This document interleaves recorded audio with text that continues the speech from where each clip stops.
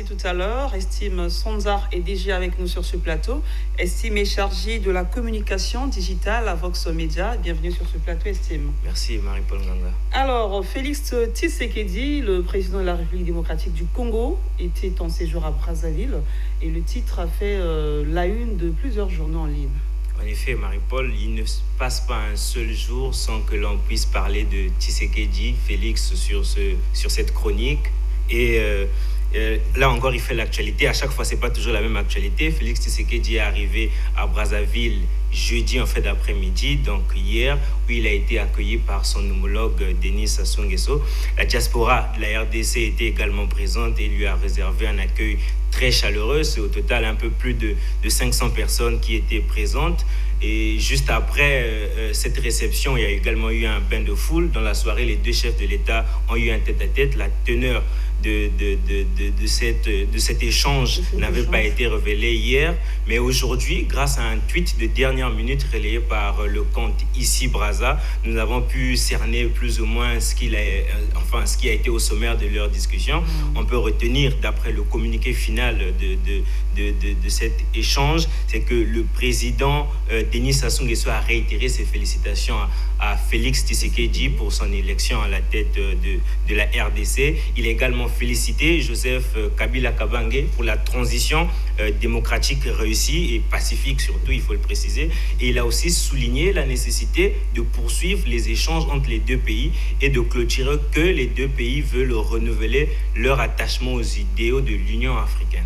Alors, un autre Sassou Nguesso a fait parler de lui sur Internet. Il ne s'agit pas du président de la République. Oui, un autre Sassou Nguesso. Ce n'est pas un vrai, c'est plutôt un escroc qui se faisait passer pour le fils du chef de l'État.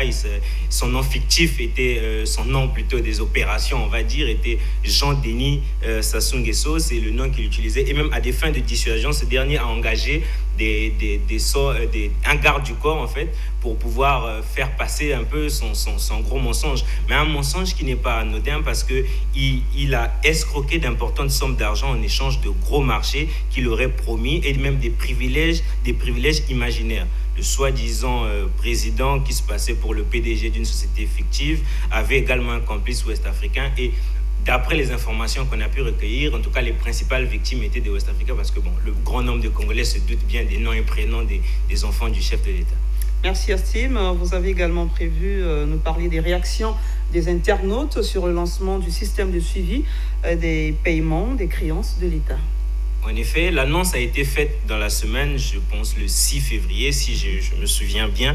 Et c'est le gouvernement qui a annoncé le lancement d'un logiciel qui va assurer aux régies financières une certaine traçabilité des transactions fiscales et douanières. Ça concerne les sociétés pétrolières. C'est une nouvelle qui était censée réjouir les Congolais parce que voilà, c'est un pas de plus dans la lutte contre la corruption, on va dire. Mais malheureusement, sur Internet, c'est pas vraiment le constat qu'on peut faire en parcourant les différents commentaires des internautes. Il y a par exemple Destin qui dit que c'est bien d'avoir un outil de traçabilité, mais il faudrait que le gouvernement renforce un peu le contrôle, qui d'après lui, c'est peut-être à ce niveau-là que se déjouent certaines choses. Et Chrysler, lui, qui dit que les mêmes qui créent les mécanismes de contrôle sont les mêmes qui les détournent. Donc lui, il est plutôt pessimiste, mais il y a heureusement que Clévineux était là pour le calmer.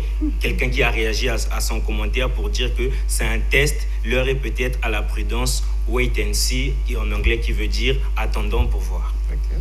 Alors, ce qu'on peut comprendre par là, c'est que les Congolais craignent que des cas de corruption persiste, la corruption qui a été un mal qui mine quand même plusieurs pays. Ce n'est pas moi qui le dis.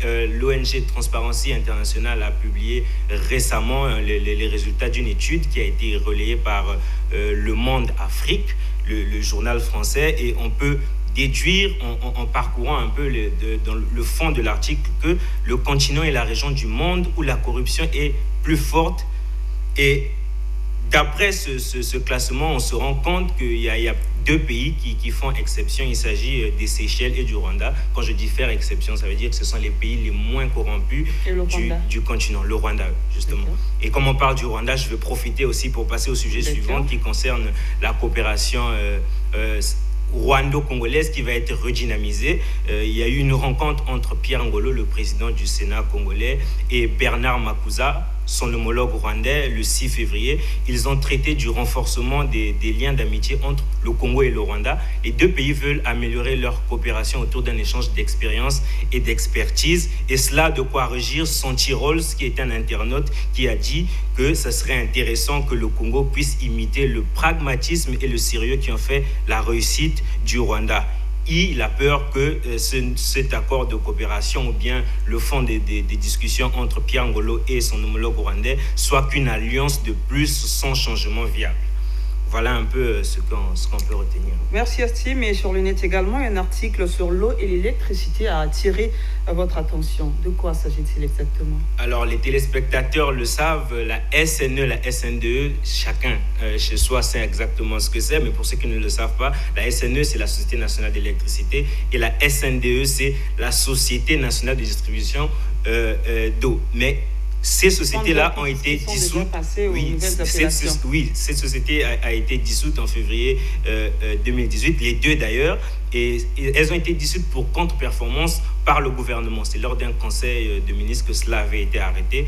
Et pour repartir sur de nouvelles bases, justement, les deux sociétés avaient changé de nom. La SNE était alors devenue Énergie électrique du Congo et la SNDE est devenue la Congolaise des eaux. Mais force est de constater que depuis cette dissolution, les anciens logos de ces sociétés sont toujours estampillés sur leurs bâtiments, sur leurs véhicules et même sur leur tenue de travail, sans oublier sur les factures. C'est ce que nous rapportent nos confrères de ADJAC, du site adjac-congo.com, qui ont évoqué ce sujet-là. Donc c'est assez inquiétant parce que même en parallèle de cette sorte de statu quo du point de vue des représentations graphiques et ainsi de suite, mais il y a également un statu quo perçu par les consommateurs de cette société qui jusqu'aujourd'hui continuent de penser qu'il n'y a pas un réel changement en fait depuis cette dissolution. Il y a même un internaute qui s'est permis de dire sur Internet que l'obscurité était un produit de la Société nationale d'électricité ou bien Énergie électrique du Congo pour ceux qui le veulent, parce que jusque-là on ne sait pas s'il faut choisir l'un ou l'autre.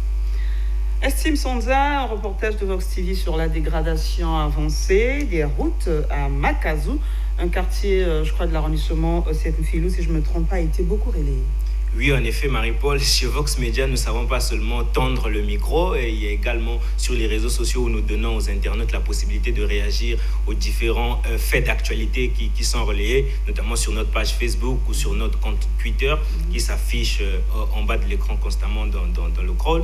Et l'article sur les difficultés d'accès au quartier Makazu a fait réagir plus d'un. Il y a vraiment eu beaucoup de partages. En tout cas, on a retrouvé cette publication dans plusieurs groupes. Et ce qu'on peut retenir, c'est que les populations attendent un changement, en fait, pour espérer avoir un ouf de soulagement.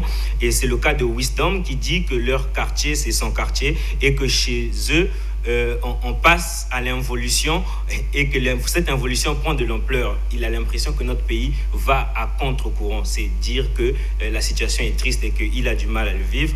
Mais bon, il y a un autre qui dit que ce quartier est toujours abandonné. En tout cas, ça, je ne saurais le dire. Ils ont peut-être des raisons d'avancer cela.